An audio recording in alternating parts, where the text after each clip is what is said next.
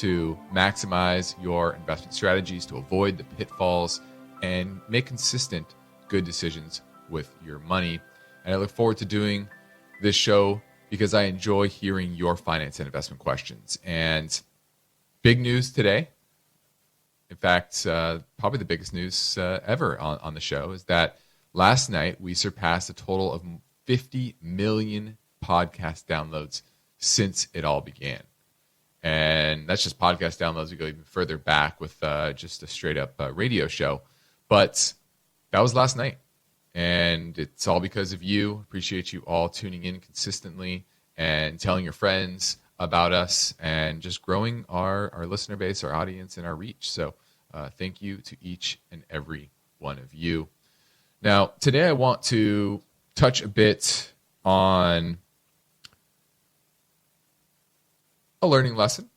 It took me a while, but it's a lesson that I continue to apply when I'm looking at the different companies. And that is the type of companies and their business models. And really, you always have to go back to the basics when you're analyzing companies and analyzing stocks and realizing that this is ownership in a business. So that means you need to understand the business. And some businesses are simple. Some businesses are very complex. The simple ones are usually the better investments. And a hallmark of those great businesses typically are something most people don't consider. And that is how capital intensive that business is. Now, I touch on this a lot when I get calls on car companies, especially these EV companies. A lot of them hit markets over the last 5 to 7 years or so. And they're exciting, they're interesting, they're sexy. But they're also very capital intensive. Just think of the millions and millions of dollars that go into building out these plants that produce highly complex end products. And they're selling those products into a highly competitive industry, whether that's electric vehicles or your standard internal combustion engine vehicles. Either way, it's highly competitive. And that highly competitive part goes back to my lesson a week or two ago about supply. It's better to invest in businesses that don't have a lot of asset growth because they're not out there competing with others to build a bunch of new iterations every 5 years like car companies are. And when you are capital intensive, a lot of things can go wrong. Then you had a cyclical business on top of that, which car companies are. It's just literally one of the worst businesses out there. And so and that's just one example. There are many examples of companies that are highly capital intensive and others that are not so much. And you can think of things like fixed assets, like plant, property, and equipment, but also working capital. Right? If you have to carry a ton of inventory all the time in relation to your end cash flow and earnings, that's also highly capital intensive. So there's a lot of different types of capital that a company can need. And so I wanted to touch on that a bit because I always want to give you these little learning lessons that you can take and start applying when you're thinking about different businesses. Okay? So hope that helped. I'm excited for today's show. And hopefully that's a lesson that can help guide you, one lesson that can help guide you through this changing market environment. You've seen that especially over the past year and a half, 2 years, and even the last 6 months, right? We had a kind of a washout in October. We've had a rally into early part of this month, and now we're having a bit of a setback in the market. And a lot of this has to do with vacillating economic data that comes in, a Fed whose outlook is ebbing and flowing, with market sentiment, with that economic data. And that creates a lot of volatility. And so that's what we're here to help. And so our goal is to shape your thinking so you can become a more successful investor. So our phone lines are open. As always, toll free, 888-99-CHART. So I've got a lot of material to cover with you on today's show. My main focus point concerns the story behind this question. What are option income funds, and are they here to stay? They are become a little bit pretty popular after last year's performance overall. And the big question is just the fad? What are the upside and the downside of these types of strategies? So we're going to look at that. Also, we had some earnings after the bell yesterday, and it was from ZipRecruiter. And they had some interesting things to say about the job market. Remember, we had that big job number, 500,000 jobs created in January. But ZipRecruiter, I think of it a lot like FedEx and UPS, who they have a very strong data set on movement of goods throughout our economy.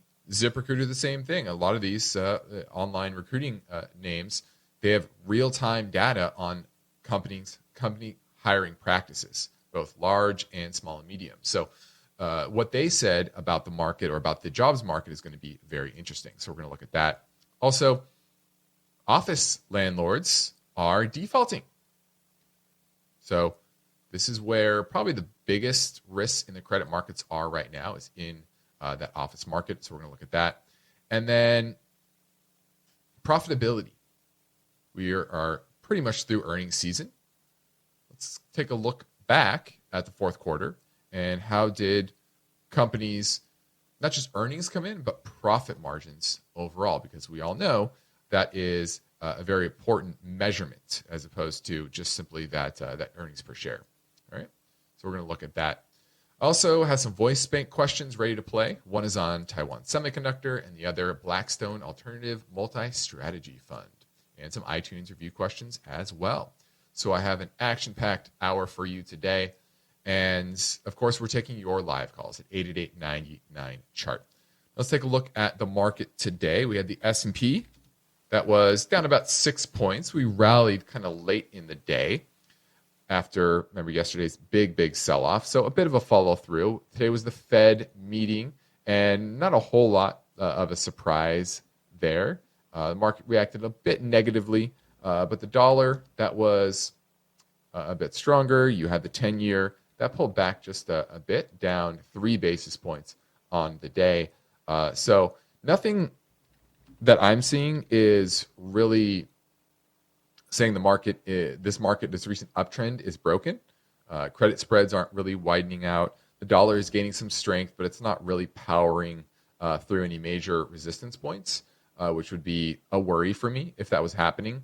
So far, it's your run-of-the-mill pullback in the midst of a modest rally, kind of a slow motion rally from the October lows.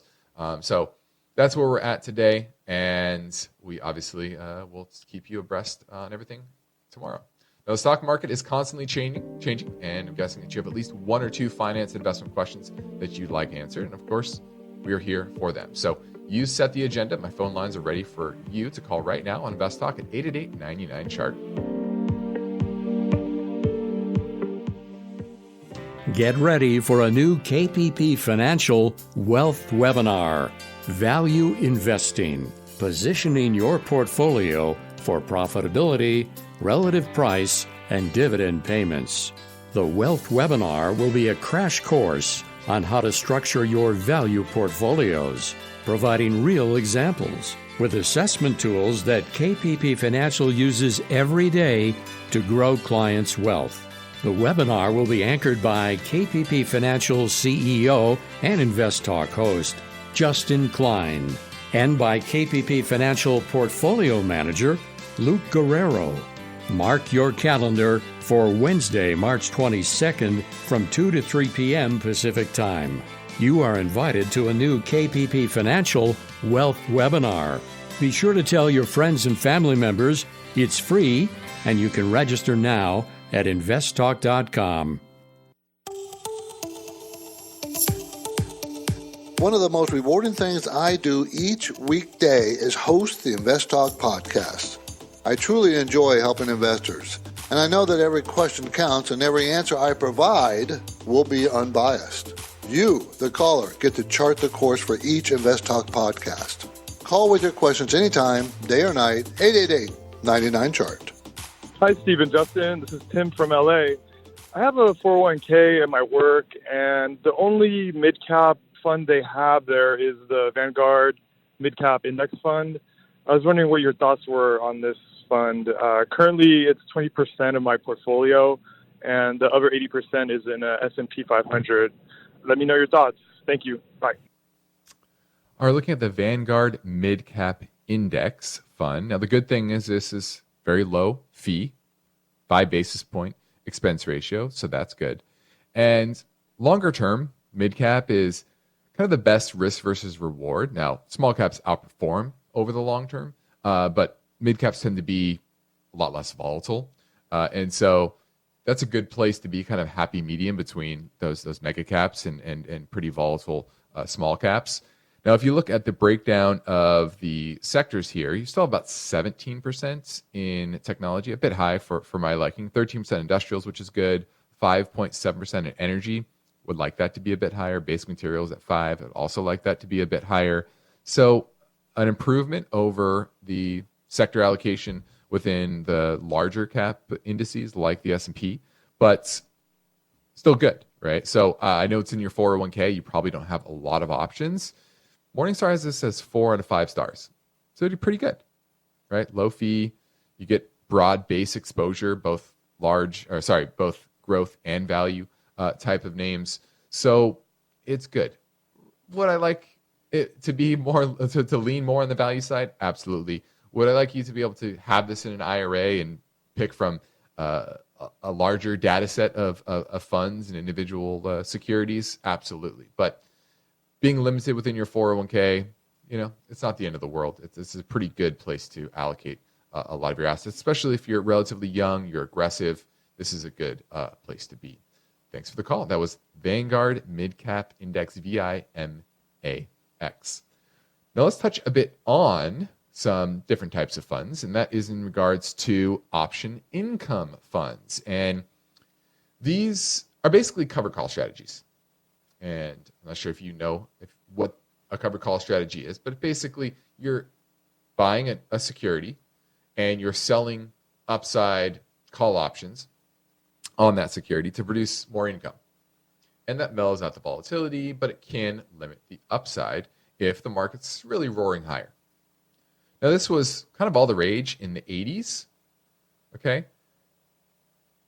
But it lost favor because what happened was they mainly used it in the government bond market when interest rates are very high, and you would get a lot of income from those bonds, and then you would also sell call options. But problem is if interest rates dropped a lot, which they did consistently really throughout the 80s, 90s, and 2000s, and every time you sell a call option, you were giving up some sort of a gain. So in a trending market like the bond market from the early 80s until almost recently, selling a call option against the securities isn't the greatest thing. So that's why they kind of lost favor.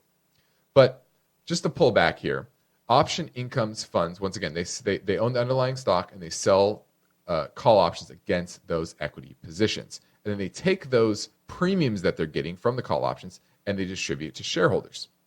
Okay? And a lot of them pay out high yields. And so people, naturally, they just are attracted to that yield. And that's all they focus on.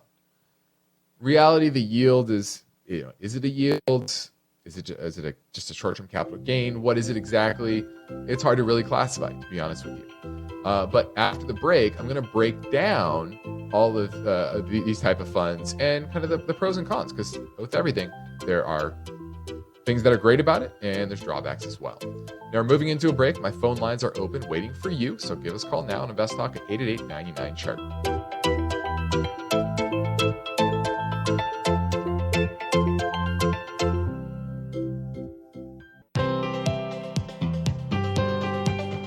Everybody wants a secure financial future, but getting there takes strategy, discipline, and the right information.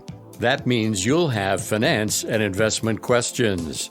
Justin Klein is ready to provide his unbiased answers. So don't forget to call InvestTalk, 888-99-CHART.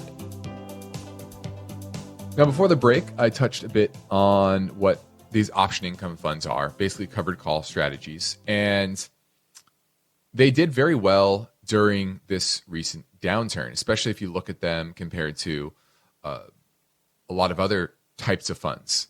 The Vanguard total stock market was down about 19.6% last year. The Vanguard Balanced, which has a lot of bonds in the portfolio, that is typically a good hedge during a down market like last year, that was down about 17% on average. But the average derivative income fund, the average covered call strategy, was down a little less than 10% on the year. So it had about half the downside volatility of an all equity portfolio. And there were many that were down kind of mid-single digits. We have one Equity Income Plus that kind of similar to that, right? Low to mid-single digits last year. And so these funds are all the rage at the moment because you're looking at that equity exposure, but not the downside capture that many saw with equities last year. Now, let's examine how these have performed over the years. Now, Morningstar calls them derivative income funds. And the thing is, it's hard to find a lot of data because there's only about 9 that have survived or been around for at least 10 years. Okay. And these are ones that pay out over 7% of their portfolio each year. Now, the way to think about these is really not to compare them with the broad market or to compare them with a balanced fund, right? Your standard 60-40 portfolio, because they're not either. When you are selling call options, what you're doing is hedging a bit on the downside. In a choppy market, it's going to do well. And that's what you saw last year. And during a time when bonds don't do really well, where your standard 60-40 yin and yang between stocks and bonds don't work, it's also going to outperform. And that's what you saw last year. So it's just a different way to lower volatility in your equity exposure. You still capture upside, but in a very highly trending market to the upside, it's not going to do quite as well as just owning equities. So you have to understand what you're getting yourself into. Don't think that it's a panacea. Know that while there are years like 2022, there are other years where the market is booming and just straight out owning equities is going to be better. So the moral of the story here is understand what you own and see whether that fits with your view of the marketplace. Now, I'm in the view that we're probably in a longer term period of kind of choppiness because of higher interest rates, because of higher inflation. And it's going to be much more difficult to find very good equity returns in markets over the next decade. Now, it doesn't mean there can't be years where we're up 20, 30%. Probably are going to be those years. And in those years, covered call strategy is going to underperform. But it can be a great tool in your toolbox. And I've always said, too, is it's not just about the covered call strategy, but it's about the underlying securities that you're owning. That's what's most important. And so ones that are leading the value side of the market last year and were selling covered calls did a lot better than those that were, go look at the one that tracks the Qs. Still did pretty bad last year. Not quite as bad as the Qs, but pretty bad. So don't think of these as a panacea. Understand the risk that you're getting into. Let's go to Bill in Walnut Creek looking at HLT. Thanks for taking my call, Justin. Sure. Looking at Hilton Worldwide? Hilton Worldwide is something I've held in a diversified portfolio for about a year, and just I would expect better coming out of the pandemic for a hotel company like this, and just want to get your thoughts on what you would do to hold it going forward, or is it not worth holding? Just get rid of it.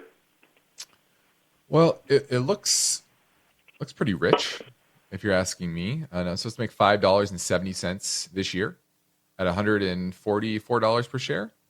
That's nearly a 30 multiple or high 20s multiple. It's pretty high. And while their leisure business has come back in spades, they do have a pretty good, sizable business in the business community, which really hasn't come back all that well. So if I'm looking at this technically, it doesn't look that great. Right? It's rallied from the July lows, but it's really just in a longer term kind of choppy period where earnings have been going up. So why is that? It's just not a name that gets me super excited, to be honest with you. Let me look at some other data points here. Yeah, they don't have a lot of debt. That's a positive. They have plenty of room to increase the dividend. I don't think the dividend's an issue. But enterprise value to EBITDA right now is 20. It's pretty high for a name like this. So, I wouldn't be a name that I would probably keep around. I think you have better alternatives. Thanks for the call. On the next Invest Talk, I will look at this story: investing in a time of polycrisis. There's a theory that postulates that since our problems are interconnected and mutually exacerbating, it may be of limited use to focus on one at the expense of others. And those problems obviously do affect investors. That's tomorrow, but for now, I'm Justin Klein. I'm ready to take your questions live at 888-99-CHART. Download Upside and start getting cash back wherever you roll. It's like having your own hype man.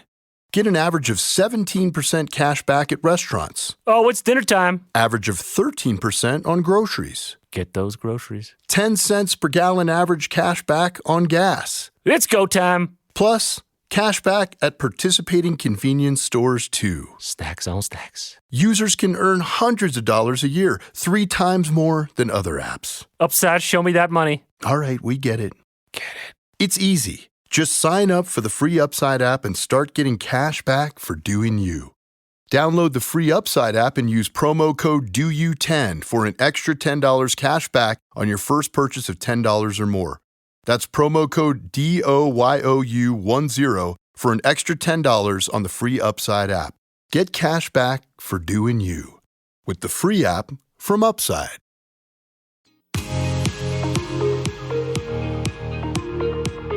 The stock market is constantly changing, and now with more than 50 million downloads, Justin Klein and Steve Peasley reaffirm their commitment to providing unbiased finance and investment guidance here on InvestTalk.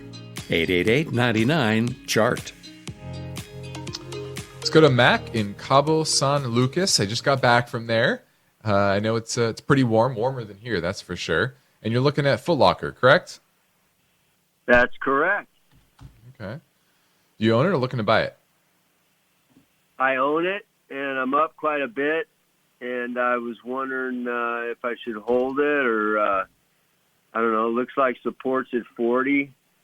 Maybe buy more there. What do you think of Foot Locker? Yeah, you're correct that support is right around 40. That's the 50-day moving average, as well as the previous peaks from when it kind of consolidated late last year into early this year, and then broke out in late January and pulling back a little bit, but no problem there. Earnings are expected to be $4.48 this year. Now that's down 40% from $7.47 this year, but you're still talking about a forward-looking multiple 10 times. That's not too bad. Now, their business was decelerating pretty dramatically through the end of last year, and the market was kind of pricing that in, and clearly it's not as bad, at least, as the market was prognosticating, and so that's why that's been pretty strong. I believe they also had an issue with Nike pulling out, and I think Nike kind of came back on that, where they're not completely pulling out, so that's a good thing for Foot Locker. Overall, the technicals are fine. It's not necessarily expensive. It certainly has a niche within the footwear and apparel space that I think does have value. And so it's one of the, I guess, stronger retailers that are out there, most consistently profitable, even though that profitability does swing pretty wildly. But their 5-year median return on equity is 19.6%. That's pretty high. I like that.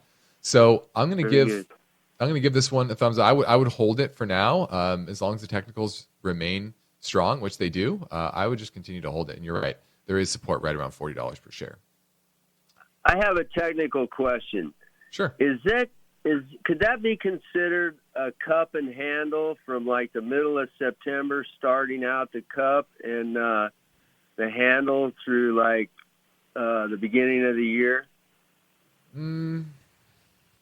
I think that's a very loose application of a cup and handle pattern. Yeah, I would just really I don't really love the idea of cup and handles, because really all you're talking about in the handle part is bullish consolidation, right? Up move, kind of a steady, consistent pullback, and then usually have continuation from there. So that's what you're seeing so far. You're seeing bullish consolidation, modest pullback, especially in a weak market, not unexpected. Nothing wrong with it technically. Thank you so much. No problem. Thanks for the call. Now, when people take the time to leave an InvestTalk podcast review on iTunes, we like to thank them for their courtesy by getting to their questions quickly. Now, Analog Post-it says, I have a multi-million-dollar 401k account. It is invested in a mutual fund, which now costs me more than $20,000 per year due to the expense ratio. The fund has a low turnover rate, 14%, and has more than 50% of its assets in 10 equities. Question. I could utilize a brokerage account in the 401k plan and purchase 10 equities, rebalance once a quarter, and save $20,000 per year. I would exercise this method for at least 5 years. What major weaknesses do you see with this plan? Well, first off, 10 equities is not nearly diversified enough. Now, I don't know what mutual fund you're looking at exactly, but hopefully it's diversified beyond just those 10. Like you said, 50% is in the top 10, but that means 50% is in a lot of others as well. So you're going to be much more diversified in that mutual fund. Now, what I would say is build out a list of 25, 30 different names. Maybe it's including those 10. And then opt into the brokerage account within your 401k and run that strategy. 10, once again, not enough. I like that you're trying to get around the fees, especially when you have multi-million dollars. I think that's a good idea to think about that. But executing on a strategy that's more diversified would be key. And number two, I would say try to roll it out of that 401k if you can. You have multi-million dollars. You're probably not in your 30s or 40s. I would imagine you're maybe into your late 50s, 60s. If you're over 59 and a half, you should be able to do an in-service rollover into an IRA. Then you can invest in whatever you want. Have a lot more flexibility there. So I would also consider that plan. All right. Thanks for the call. Now I want to touch on an earnings announcement. I don't usually do this, talking about one particular company and their earnings announcement, but to me, it really shed some light on the jobs market. And ever since we had that big jobs number at the beginning of this month, for the month of January, of 500,000 plus additional jobs, there has been an increasing expectation that the Fed is going to tighten for longer and keep rates higher for longer. And I just think that's a bit off base from if you're looking at the underlying economic activity of the PMIs and ISM surveys that just say, nothing's horrible, but nothing's going gangbusters anymore, right? Just kind of in a low growth, very low growth type of environment, maybe a neutral economy. But the jobs market, which is historically very lagging, it's not a economic data point that tells you a lot about where the economy is going. It mainly tells you about where the economy has been or maybe is right now. Okay, and if you can look at UPS, FedEx. They have a lot of data on where companies are moving goods, how many people are buying things. But companies like ZipRecruiter, they have strong insight into what employers are doing. And their earnings were pretty bad. In fact, it was down 22.6% today. And they said employers have slowed down their hiring, cutting down on the company's January revenue. They said, quote, with an increasingly uncertain economic backdrop, employers have moderated their hiring plans and reduced their recruitment budgets in the first weeks of this year. Online job postings in our marketplace remain in line with the low point of the 2022 holiday season. Rather than following the long-standing seasonal pattern of beginning to run up in January, that weakness is more pronounced among small and medium-sized businesses.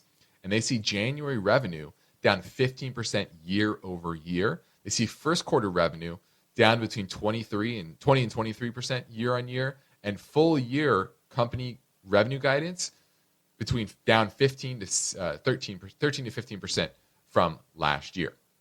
So this is a pretty strong indication that, hey, they're seeing this real time. They're seeing what companies are posting, what jobs are coming off the board quickly, how quickly they're accepting new employees, et cetera. So they have strong insight into this. And so this is why I say when you see data that, the Fed's going to be tightening for longer and higher, I just don't really buy that. A lot of talk about, maybe they do 50 basis points next meeting or the meeting after. I just see no need for that. Inflation continues to cool. You're going to get some jagged moves there, but the general trend remains down. And the market, especially the jobs market, which has really been their focus, right? Something that is driving inflation, that's really the main driver right now, is wage inflation. And if you're seeing the job market decelerating quickly, like ZipRecruiter has, then that's also going to fall on the back burner as well. Now let's keep things moving forward and pivot to InvestTalk Voice Bank for a question that came in earlier from Maine on 888-99-CHART. Hi, this is Andrew from Maine calling with a question for Justin. Taiwan Semiconductor got up on my radar because of the announcement a couple of months ago about Berkshire Hathaway taking a large position in it. And I was looking into it. It appears to have strong return on invested capital historically, as well as a strong return on equity and a strong balance sheet. The valuation is a thing I have a question about. I'm curious about your point of view on whether they've been over-earning over the last few years and whether the forward-looking PE ratio is solid or not based on analyst views. Currently, they look to be a good valuation, but if they've in fact been over-earning and they revert to the mean on earnings to 2019-ish, then I would say it's overvalued right now, not undervalued. So I'm curious about what your viewpoint is about whether or not this is a good value to buy into at this time or not. Thanks. Well, your last point is definitely true, right? If they revert back to 2019 earnings of $2.19, this is drastically overvalued. That's a big if, but things are certainly trending that way. Like last year, earnings were $6.39. This year, earnings are expected to be down 13% to $5.58. And your original point about Berkshire, yes, a few months back, they did buy a bunch of shares, but they've also sold off now 86% of that position. So they kind of flipped in pretty short order. So it's clearly they're seeing things that maybe they don't love about it. And this really goes back to my discussion a couple weeks ago about supply. When you have a limited supply within the industry, and chip foundries have been in low supply throughout the world, and the main ones, the biggest one, has been in Taiwan, which is Taiwan Semiconductor. Now you have the CHIPS Act that was passed late last year, and it's incentivizing bringing chip production back here to the U.S. So what does that mean? There's going to be a lot more supply of chip production here and elsewhere in the world. And so I really think that they'll kind of lock on supply, the economic moat that Taiwan Semiconductor has had for many years. That is, I think, slowly going to be eroded over time. Now, it doesn't mean they can't be a good investment. I just don't see it being this home run like it has been. So, and then you have the slowdown in demand for physical goods. Remember, that was what drove the chip shortage in 2020, 2021, even early last year, was there's so much demand for physical goods. And as that continues to ebb, the demand for end chips is not going to be there. And there's going to be oversupply in the industry, over capacity, or too much capacity for production. And that's why you're seeing earnings coming down, and I think that's going to continue. So not a name that gets me jazzed up because I don't like the trend in their economic moat. Thanks for the call. No, there's no denying that we are in a new market environment, and that means that you need to be prepared for your retirement day, your ultimate day of financial freedom. And that starts with every day, making good investment decisions, having the right plan in place to get to your end goal. And you need updated strategies to get there. So it's worth taking a minute to make you aware of some of the ways that you can talk with us directly, myself and Steve Peasley at our company KPP Financial, where we operate the same philosophy, which is independent thinking and shared success. So there we implement unbiased guidance both on and off air, and we practice parallel investing, which means you invest right alongside our clients. So I encourage you to take advantage of our free portfolio view assessment via telephone or go to a meeting and send us a message through investtalk.com or call our KPP Financial Irvine office at 800-557-5461. The sooner you reach out to us, the sooner we get connected, the sooner we can get your portfolio optimized. Now let's grab a live call real quick. It's Roger from the Bay Area looking at EQT. Yeah. Hi, Justin. I was looking for some reasonably valued energy name and came across EQT, which is consolidating between 30 and 32 over the past month. Wanted to know what you feel about this company, and is the current price a good one to dive into? All right, looking at EQT Corporation.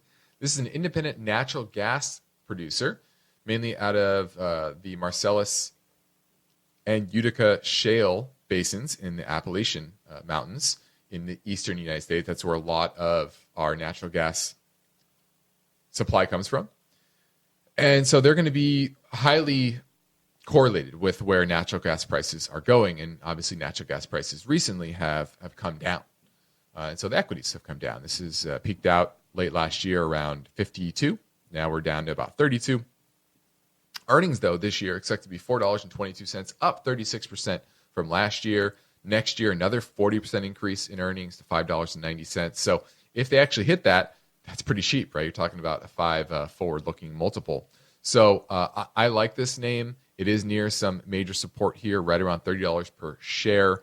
Not a huge dividend, but I'm fine with that. Let me look at their debt levels. Yeah, modest debt level, only about $4 billion in net debt, a little less than that. Trading at 3.5 times enterprise value to EBITDA. I'm going to give EQT a thumbs up. If you're looking for oil, for natural gas producers, this is the one. Not oil, but natural gas. Let's go to Nick in Manhattan Beach looking at FLNG.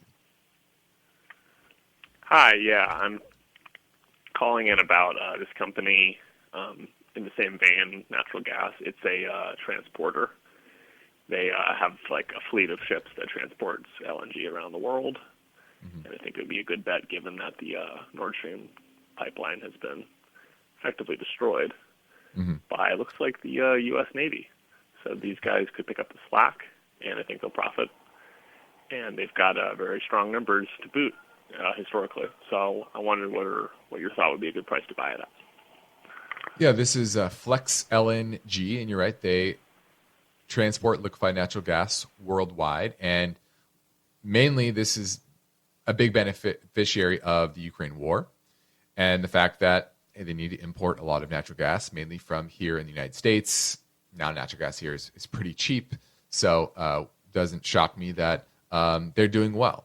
Obviously, this is going to ebb and flow, though, with geopolitical concerns, and so that's why I don't love it. I do think they will continue to do well. That 8.9% dividend will probably continue to be paid as long as that happens. But as soon as the economics behind LNG turn, which they eventually do, this won't do very well. But for the time being, the trend's fine.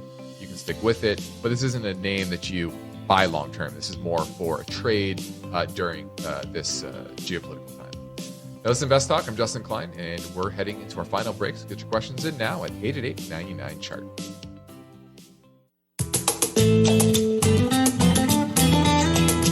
Justin Klein is here and ready to take your calls live. InvestTalk, 888-99-CHART. Hi, Stephen Justin. Long-time listener of the show here and love all the stuff you guys teach us. Thank you very much for the show. I have a quick question for you. A fund I've been looking at here, the ticker symbol I believe is BXMIX. I think it's a Blackstone fund. It appears to invest in a variety of things to get good market returns. I'm not sure if it pays a dividend.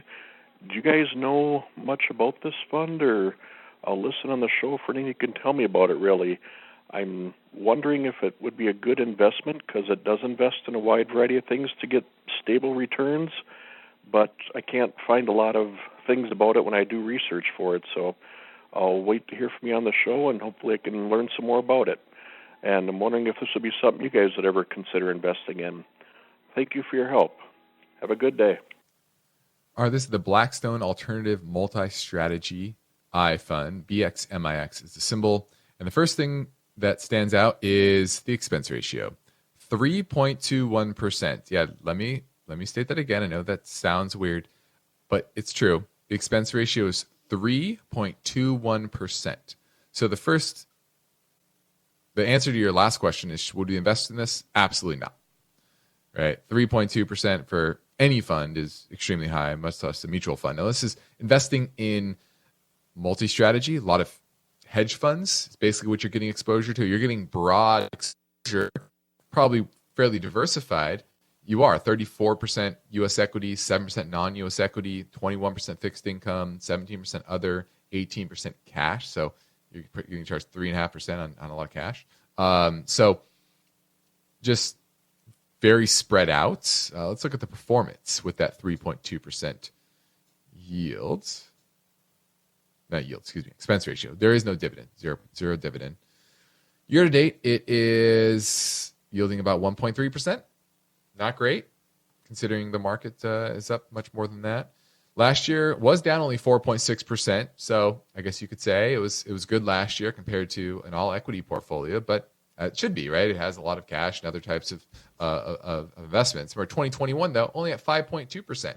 The S&P was up. The equities were up a high 20% range. This is only up 5%. So, yeah, in a bad market, that equity market, this is going to outperform because I'm sure it has some long short strategies, maybe some just straight up short strategies. But longer term, this isn't that great. It's 10-year. Let's see, it's 5 years. It hasn't been really that long. It's 5-year annualized return, 1.35%. Let me repeat that. 1.35% over the past 5 years. This is one of the worst mutual funds I've ever seen. So if I could short it, I'd probably short it. But you can't short a mutual fund. So absolutely not. I would not touch BXMIX. Right? Now, lastly, let's touch on the property market, especially commercial property. And there have been some big foreclosures as of late. Brookfield Asset Management defaulted on $750 million in debt for a pair of 52-story towers in Los Angeles. Real estate firm XRX, they negotiated restructuring on debt at 61 Broadway, 34-story tower in Manhattan. And about 5 to 10 office towers each month join the list of properties that are at risk of defaulting due to low occupancy, expiring leases, maturing debt that can't really be refinanced at these higher rates. And this is mainly driven by weak return to office rates. And so you continue to see kind of the slow slog lower due to a shifting economic environment. And landlords have been able to stay current for a lot of mortgages because office leases tend to last a long time, 10 years or more. And a lot of them are willing to extend expiring, a lot of lenders are willing to extend expiring mortgages as well. Now, delinquency rates for office loans backed by commercial mortgage-backed securities, that rose by 1/4 of a percentage point to 1.83%, the largest increase since December of 2021. And the real estate firm Cushman. Because of the nature of the interactive dialogue inherent in the format of this program, it's important for the listener to understand that not all comments made will apply to them. Specifically, nothing said shall be taken to be investment advice, or shall statements on this program be considered an offer to buy or sell security. Because such advice is rendered solely on an individual basis and at times will require that the investor review a prospectus before investing. InvestTalk is a copyrighted program of Klein, Pavlis, and Peasley Financial, a registered investment advisor firm which retains all rights. For more information regarding KPP's investment advisors, call 1-800-557-5461. Steve Peasley is president, and Justin Klein is chief executive officer of Klein, Pavlis, and Peasley Financial. Thank you for listening, and your comments and questions are welcome on our 24-hour listener line at 888-99-CHART.